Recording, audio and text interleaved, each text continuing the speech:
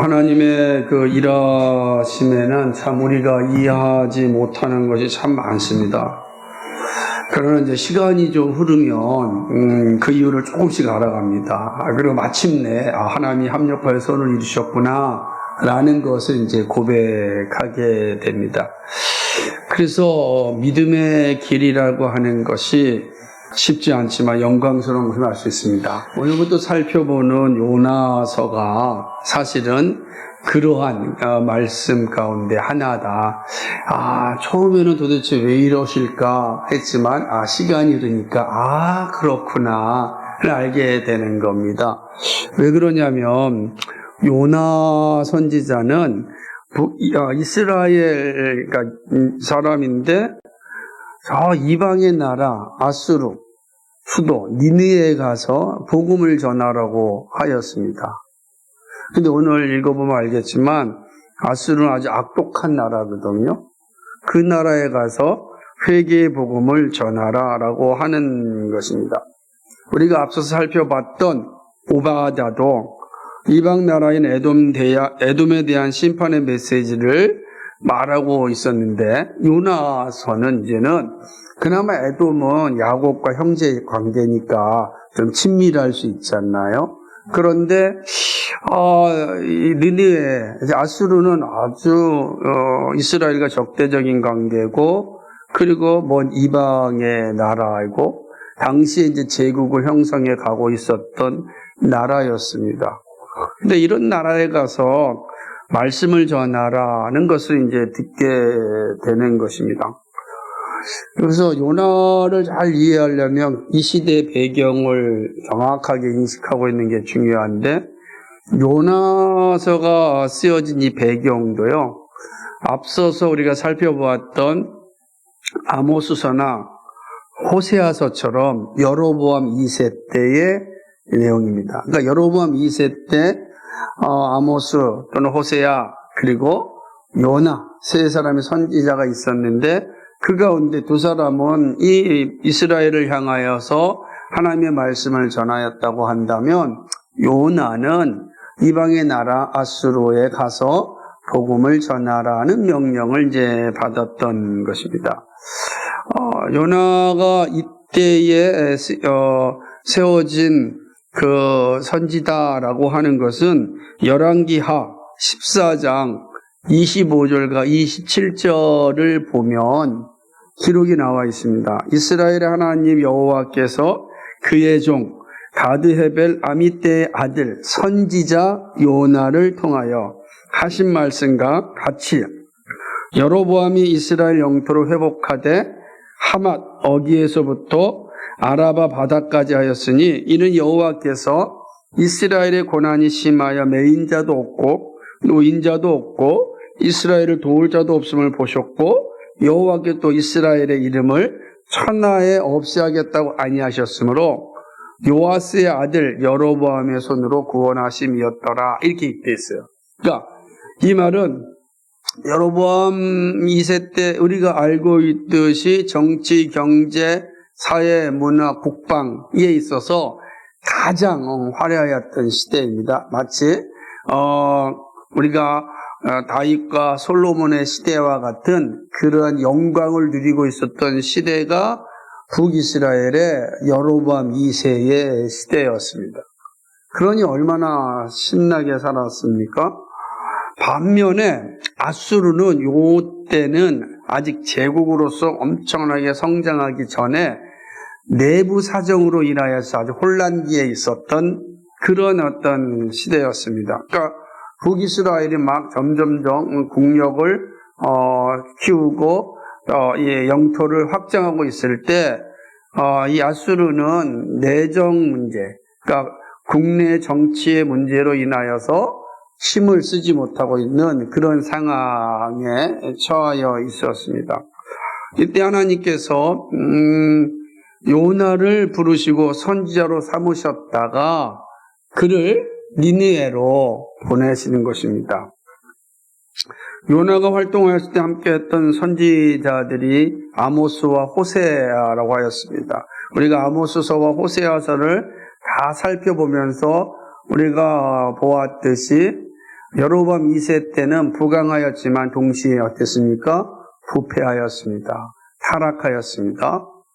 이 당시에 남쪽 유다는 이사야와 미가 선지자가 말씀을 전하였습니다. 근데 이사야와 미가 선지자의 말씀을 보면은 유다도 정의롭지 못하였습니다.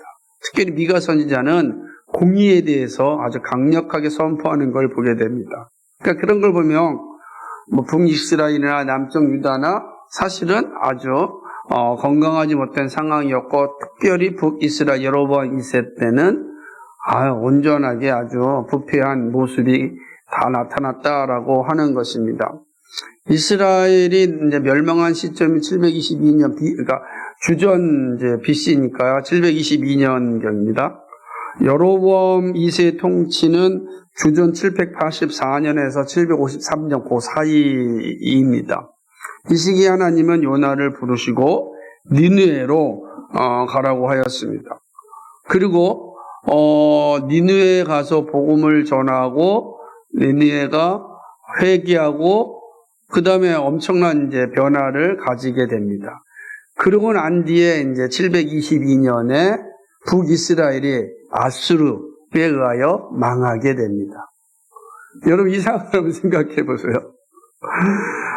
지금 부강하였던 북이스라엘, 그리고 지금 정치적으로 혼란 계신 아수르, 근데 하나님께서 요나를 그곳에 보내서 그들의 죄를 지적하고 회개하라고 합니다. 그리고 그들이 회개하였습니다. 회개하자 국내 정치가 안정되었습니다. 그런 힘이 생겼습니다. 그리고 힘이 센 이 아수르가 누구를 점령하죠? 북이스라엘을 점령합니다. 어떻게 이해해야 되겠습니까? 그렇잖아요. 그죠? 이 북이스라엘의 선지자 입장에서는 지금 저기 아수르가 좀 질이 멸렬해서 사라지는 게 더 낫지 않겠습니까? 그런데 그곳에 가서 사라지게 하는 것이 아니라 단단하게 하라라는 말씀을 들었을 때 과연 갈 수 있겠습니까? 어쨌든 그런 상황입니다.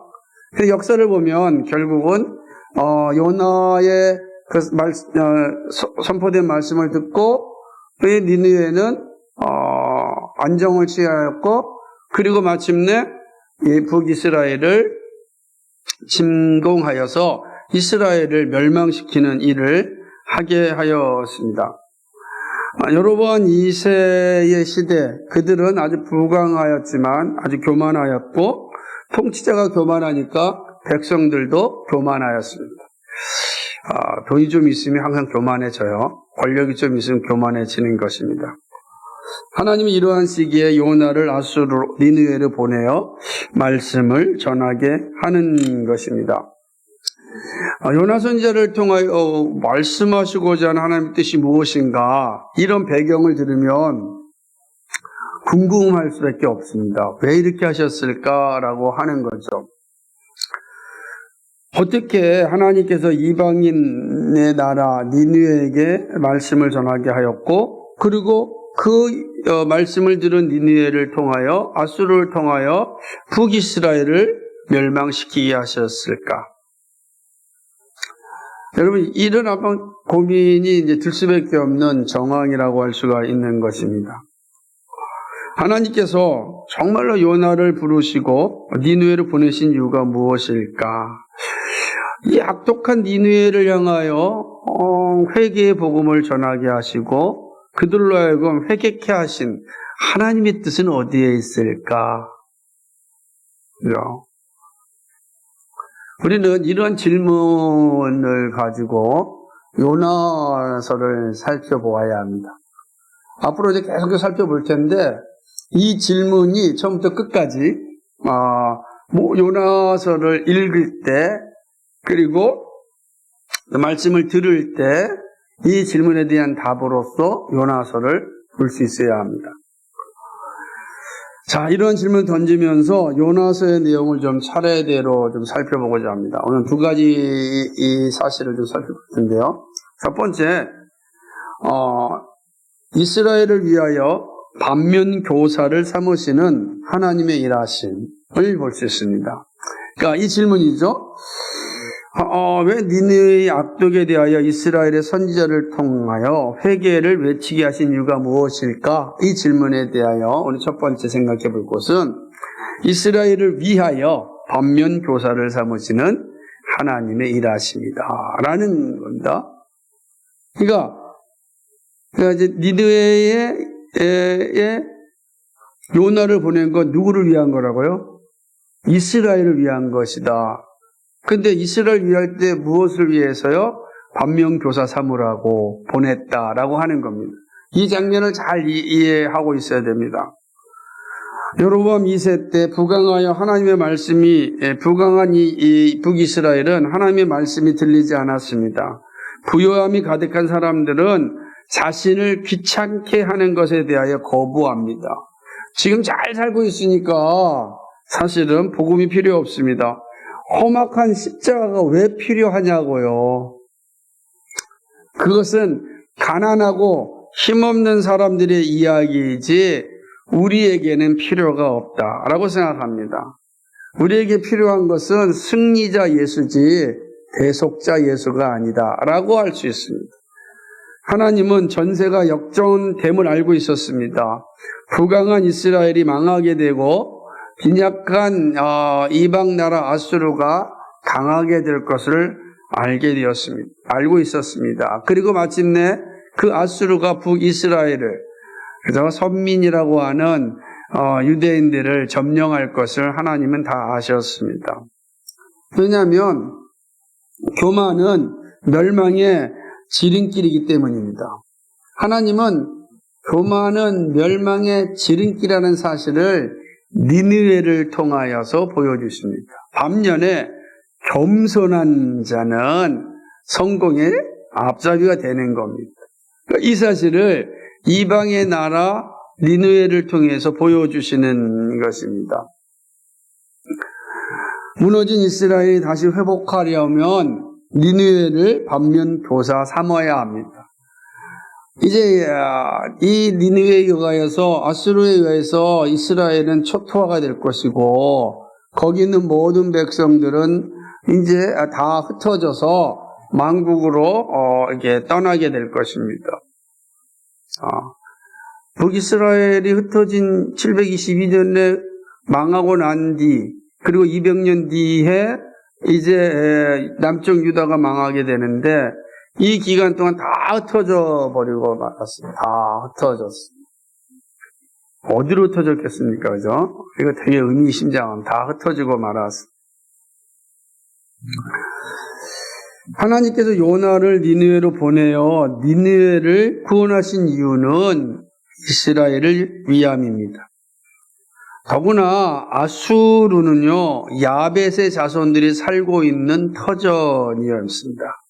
니느웨의 위로는 아데사가 있고 그 위로는 바로 아르메니아, 아라랏산이 있는 아르메니아가 있습니다. 그러니까 그 니느웨가 경계선이거든요. 여기서 쭉 올라가게 되면은 그리고 그 니느웨 넘어가게 되면 바로 우리가 알고 있는 아라랏산이 있는 아르메니아가 나오게 되는 것입니다. 하나님은 아수르의 선지자를 보내어 하나님의 말씀을 전하게 하고 회개케 하여 그들로 하여금 살아계신 하나님을 알게 합니다. 놀라운 거죠.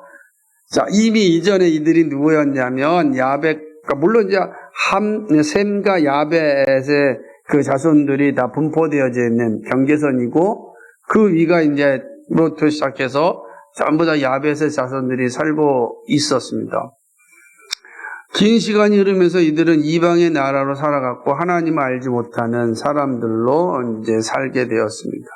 이때 하나님께서 아수르의 요나 선지자를 보내어서 그곳에 살아계신 하나님이 존재함을 알게 하셨습니다.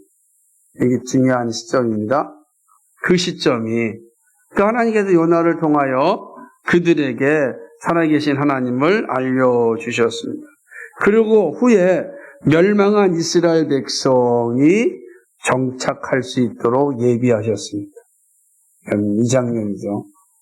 이것은 어떤 의미를 가지고 있냐면 신인류의 시작인 노아에게 하신 말씀이 성취됨을 보여주는 겁니다. 우리가 계속해서 살펴보았던 것처럼 하나님께서는 노아에게 이 약속을 주셨고 그 약속이 성취되어지는 것을 지금 요나라고 하는 모습을 보여줍니다. 뒤에 좀 살펴보겠습니다. 참으로 놀라운 구속의 역사라고 할 수 있습니다. 이 사실을 알 수 있는 것은 신약에서도 발견합니다. 사도 바울이 전한 말씀에서 아주 놀라운 사실을 보게 되는데 로마서 11장 13절과 14절을 보면 이렇습니다. 내가 이방인인 너희에게 말하노라. 내가 이방인의 사도인 만큼 내 직분을 영광스럽게 여기노니 이는 혹 내 고륙을 아무쪼록 시기하게 하여 그들 중에서 얼마를 구원하려 함이라. 아멘. 이방인의 사역했던 바울은 이방인에게 복음을 전하는 이유 가운데 하나가 유대인 가운데 자기 민족이잖아요. 그래서 바울이 지금 이방인에게 복음을 전하였어요. 누구와 같죠? 요나와 같단 말이에요. 그죠? 요나도 당시에 이방인에게 복음을 전했어요. 사도 바울도 이방인에게 복음을 전했어요. 그러면서 말하기를 이방인에게 복음을 전할 때 그들 가운데 예수 믿고 구원받은 그 이방인들을 보고 시기가 나서 내 민족 유대인들 가운데 구원받는 자가 나올 수 있다. 이 이야기를 하는 것입니다. 예수님을 믿는 자리로 올 수 있다고 생각하였습니다. 그러니까 바울이 이방인에게 복음을 전하면서 한쪽에다 누구를 가지고 있었어요? 자기 민족 유대인의 이 회심을 준비하고 있었던 것이죠. 그 예표가 바로 요나 선지자였습니다.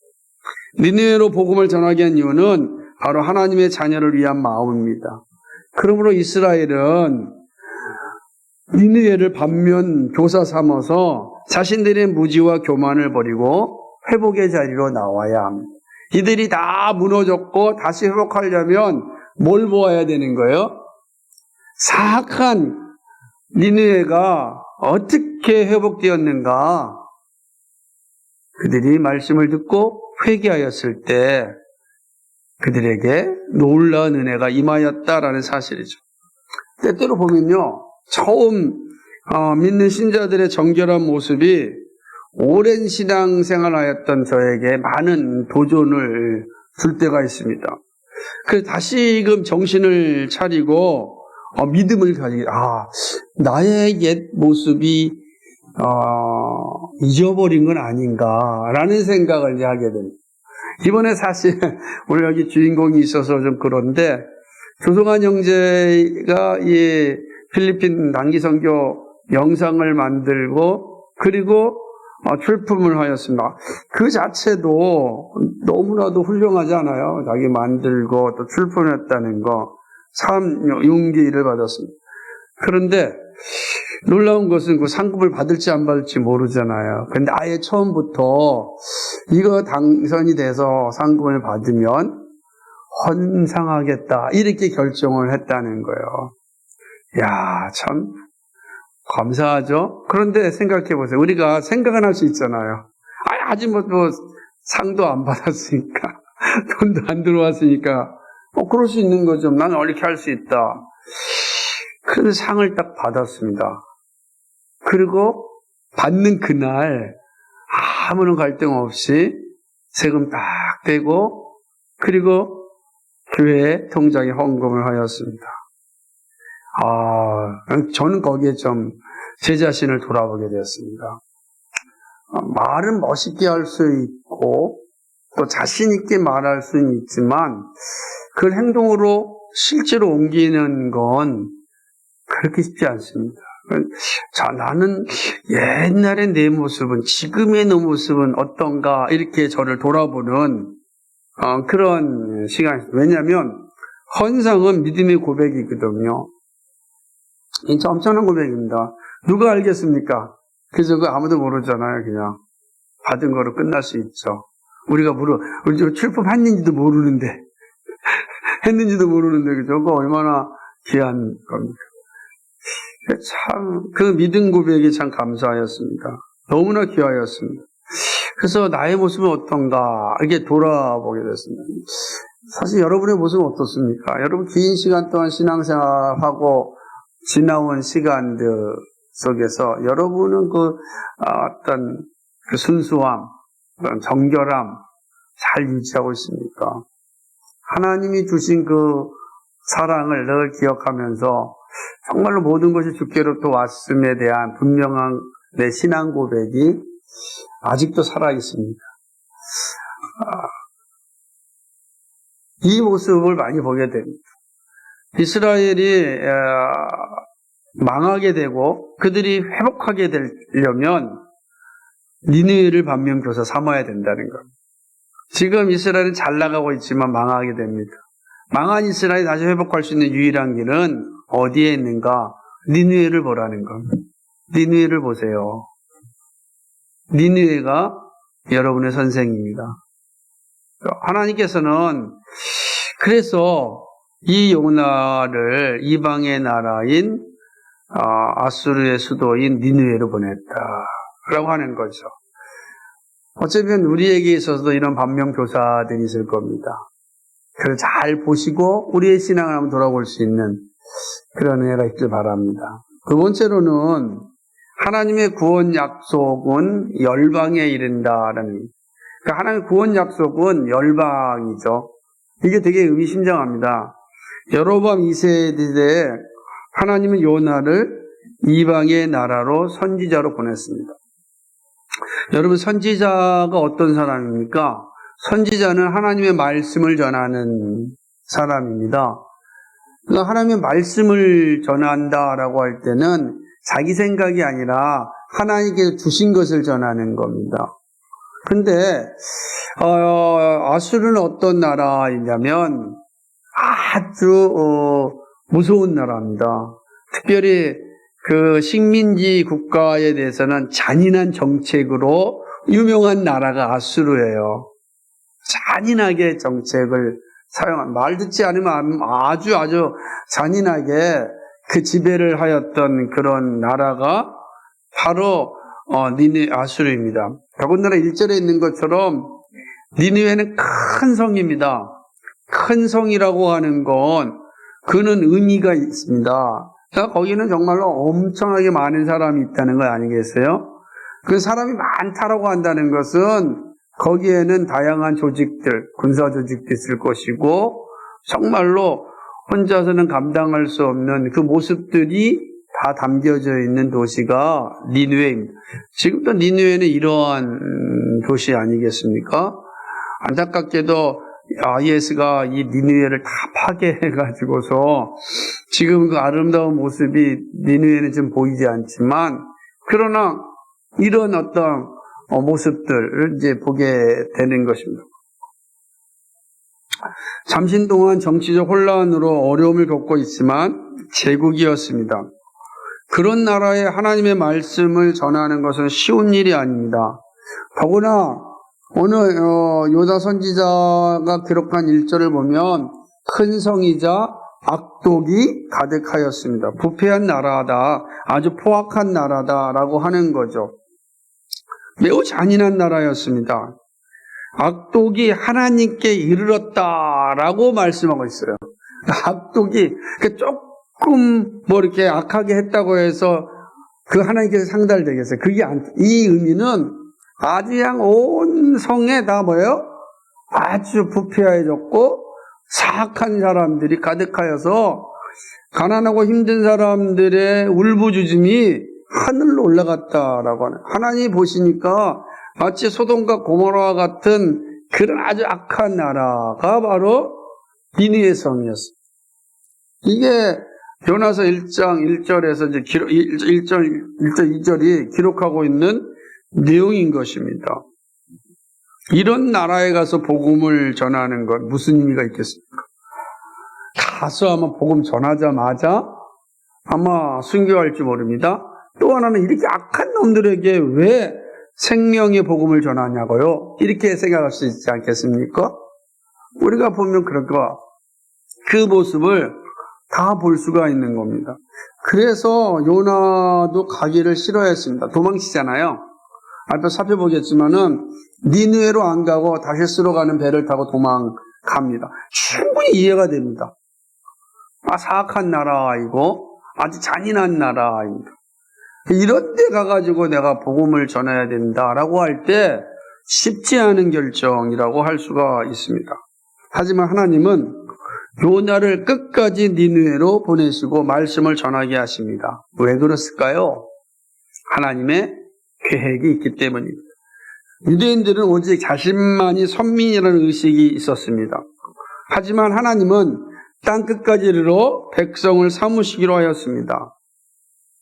이것은 이미 앞서 말씀드렸듯이 신인류의 시작인 노아의 예언을 통해서 알려주셨습니다. 창세기 9장 26절 27절을 보면 또 이르되 셈의 하나님 여호와를 찬송하리로다. 가나안은 셈의 종이 되고 하나님이 야벳을 창대케 하자 셈의 장막에 거하게 하시고 가나안은 그의 종이 되게 하시기를 원하노라 하였더라. 아멘. 야벳이 창대케 되어야 했습니다. 이것이 하나님의 뜻입니다. 아수르 지역은 셈과 야벳의 자손이 혼재했던 도시입니다. 그러나 더 야벳의 자손들이 다 분포되었던 지역이라고 할 수 있습니다. 하나님은 이곳에 요나를 보내어 복음을 전하였고 이후에 사도들이 복음을 전하였습니다. 놀랍죠? 그러니까 이 오데사와 니느웨를 통해서 복음의 길이 열리게 됩니다. 그런데 그 이방 나라에 복음을 전하는 그 시작이 요나였다라고 할 수 있습니다. 그런데 이것은 셈의 후손이며 믿음의 조상인 아브라함에게 준 약속에서 볼 수 있습니다. 노아의 아들인 셈의 그의 자손인 아브라함에게 주신 하나님의 말씀에서 볼 수가 있습니다. 창세기 12장 3절을 보면은 너를 축복하는 자에게는 내가 복을 내리고 너를 저주하는 자에게는 내가 저주하리니 땅의 모든 족속이 너로 말미암아 복을 얻을 것이라 하신지라. 아멘. 땅의 모든 족속이 너로 말미암아 복을 얻을 것이다. 이렇게 이야기하고 있습니다. 하나님은 아브라함에게 모든 족속이 아브라함으로 인하여 복을 얻을 것이라고 말씀합니다. 아브라함이 하나님을 믿는 자는 누구든지 복을 얻습니다. 모든 족속이 복을 받는 것이 하나님의 뜻입니다. 그러므로 예수님은 승천하시면서 남겨져 있는 사도들에게 하신 말씀이 무엇입니까? 땅끝까지 이르러 내 증인이 되라. 그것은 바로 아브라함의 하나님의 뜻이다 라고 하는 거예요. 땅끝까지 이르러 내 증인이 되라. 이 놀라운 것은 이미 요나 선지자를 통하여 보여주셨습니다. 더구나 니느웨는 노아의 예언을 성취하는 데 사용되었습니다. 참으로 놀라운 일입니다. 여기에 예수님은 복음을 듣는 자들에게 동일한 은혜가 임할 것을 말씀하실 때에 요나의 사건을 인용합니다. 누구든지 복음을 듣고 믿음으로 고백하면 구원받는다라고 하는 사실을 전할 때에 요나의 사건을 인용합니다. 누가복음 11장 30절과 32절입니다. 찾아보겠어요? 같이 읽겠습니다. 요나가 니느웨 사람들에게 표적이 된과 같이 인자도 이 세대에 그러하리라. 심판때에 남방여왕이 일어나 이 세대 사람을 정죄하리니 이는 그가 솔로몬의 지혜로운 말을 들으려고 땅 끝에서 왔음이거니와 솔로몬보다 더 큰 이가 여기 있음에 심판때에 니느웨 사람들이 일어나 이 세대 사람을 정죄하리니 이는 그들이 요나의 전도를 듣고 회개하였음이거니와 요나보다 더 큰 이가 여기 있느니라. 아멘. 이방의 나라 니느웨가 요나의 전도를 듣고 회개하였습니다. 그 예수님은 요나보다 더 큰 분입니다. 요나는 그리스도를 전하였지만 예수님은 그리스도 자신입니다. 이 놀라운 사실이 이 요나서를 통하여 보여집니다. 아무리 악독하여도 복음을 듣고 회개하면 구원받습니다. 구원은 혈통으로 주어지는 것이 아닙니다. 구원은 온 백성에게 주어졌습니다. 그러므로 열방이 하나님의 나라입니다. 이렇듯 하나님의 구원 약속은 열방에 이릅니다. 이것이 오늘도 복음을 전하는 동력이고 선교사님을 보내는 원천입니다. 땅끝까지 이르러 복음을 전할 때 어떤 일이 일어나는지를 요나를 통하여 미리 보여주셨습니다. 사악하고 악독한 나라도 복음을 들으면 회개가 일어난다라고 하는 것입니다. 그렇게 회개가 일어난 이 아수르가 이스라엘을 점령하였을 때 어떤 일이 났을까요? 그 모든 이스라엘 백성들을 아수르로 데려갔습니다. 근데 이미 말씀드렸듯이 니느웨는 아주 비지배국에 대해서 잔인한 정책을 시행하였던 유명한 나라입니다. 놀랍게도 이스라엘은 그러한 잔인한 정책의 피해자가 되지 않았습니다. 이 놀라운 일이죠. 왜요? 요나를 통해서 살아계신 하나님을 알았기 때문입니다. 그리고 하나님을 알고 있는 이스라엘을 향하여서 그런 정책을 시행하지 않았습니다. 그것은 이미 하나님께서 창세기 9장 12장을 통하여서 약속하신 언약이 성취되게 하기 위한 준비라고 할 수가 있는 것입니다. 그러므로 교회는 끝까지 복음을 전해야 합니다. 때를 어떤지 못 어떤지 입을 열고 삶을 통하여 그리고 도구를 통하여 복음을 전해야 하는 것입니다. 이게 요나가 우리에게 보여주는 매우 중요한 거죠. 오늘도 하나님의 나라는 여기에서 끝나는 것이 아니라 열방이다는 거예요. 그래서 우리가 여기 있지만 열방의 복음을 전하는 거 아니겠어요? 말씀을 맺고자 합니다. 요나서는 구속을 위한 하나님의 일하심이 무엇인지 보여주고 있습니다. 니느웨로 갔던 요나를 통하여 하나님은 자기 백성을 깨어나게 합니다. 그리고 노아에게 주었던 약속과 아브라함에게 주었던 약속이 어떻게 이루어지는지를 보여주었습니다. 우리는 한참 뒤에 이 여로보암 2세 노 때 그리고 저 이방의 나라 니느웨에서 이루어졌던 일들을 통하여 단지 한 역사의 한 시점에서 일어나는 걸로 끝나는 것이 아니라 하나님의 구속의 역사, 하나님의 구속의 경륜이 어떻게 이루어지고 있는지, 그리고 앞으로 살펴보겠지만 그 요나를 통하여 그리스도가 어떻게 준비되었는지를 보게 되는 것입니다. 요나의 표적은 예수님의 구원 사역이 어떻게 이루어지는지를 잘 보여주고 있습니다. 예수님은 친히 요나서를 인용함으로써 십자가의 사건과 부활의 은혜를 말씀하십니다. 그렇잖아요? 예수님께 인용한단 말이에요.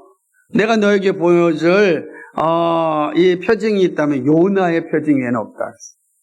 그걸 통해서 예수님의 구원 사역이 어떻게 이루어질지를 미리 앞서서 요나를 통하여 보여줬고, 요나는 북이스라엘 선지자로서 이방의 복음을 전함으로 열방이 다 하나님께로 돌아오도록 준비하신 예표였다라고 하는 것이죠.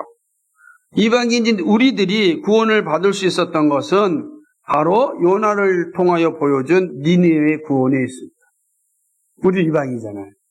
그러니까 예수님 당시에만 이루어진 것이 아니라 이미 그것이 노아와 아브라함과 그리고 선지자를 통해서 특별히 요나 선지자를 통해서 보여준 이 예표를 통하여 이방인들이 하나님의 자녀가 될 것이라는 것을 보여주었습니다. 오늘 우리도 이방인이었지만 주 예수를 믿음으로 하나님의 자녀가 되었고 구원받은 백성이 되었습니다. 율법의 시대도 복음의 시대도 유대인도 이방인도 오직 복음을 듣고 회개하면 구원받습니다. 요나의 이방인 선교를 통하여 우리에게 말씀하시는 교훈을 잘 새겨야 합니다. 그리고 복음을 받은 우리들이 끝까지 복음의 전도자로서 삶의 자리를 잘 지켜야 합니다. 교회도 이 가르침에 집중해야 됩니다. 더구나 성교는 교회 세움 아닙니까? 그죠? 교회가 세워지면 복음이 증거되고 복음이 증거되면 구원받는 자들이 더하여집니다. 악독한 니느웨가 복음을 듣고 회심하여 하나님의 나라를 예비했던 것처럼 그리스도의 구원 사역을 예표해 줬던 것처럼 누구라도 주 예수의 이름으로 복음을 받아들이면 다 구원에 이르게 됩니다. 우리 모두 이 가르침에 순종하며 살 수 있길 바랍니다. 그래서 늘 우리의 고백이 주 예수 그리스도에게 있어야 될 이유도 이미 앞서서 보여주신 이 놀라운 구속의 역사에 있는 것입니다. 그래서 하나님께서 이 요나를 이 이방의 나라에 보내서 이방의 나라를 변화시킨 건 바로 자녀를 위함이다 라고 하는 걸 항상 잊지 말아야 됩니다. 그래서 그 자녀가 타락할 때 다시 회복의 자리에 설 때 어떻게 해야 될까 하는 것을 보여주셨습니다. 물론 우리도 우리의 삶의 자리에 보게 되면 때때로는 그렇습니다.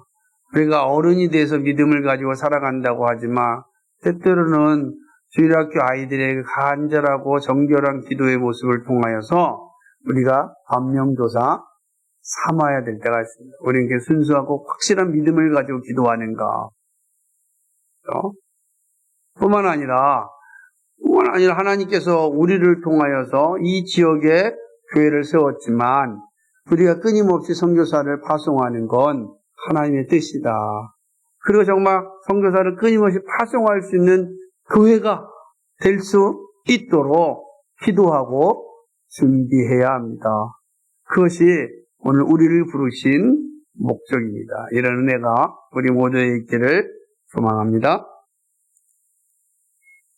거룩하시고 자비하신 하나님 아버지, 오늘 하나님께서 요나를 아수르 이방의 나라에 보낸 이유가 무엇일까 질문하며 말씀을 나눠 보았습니다.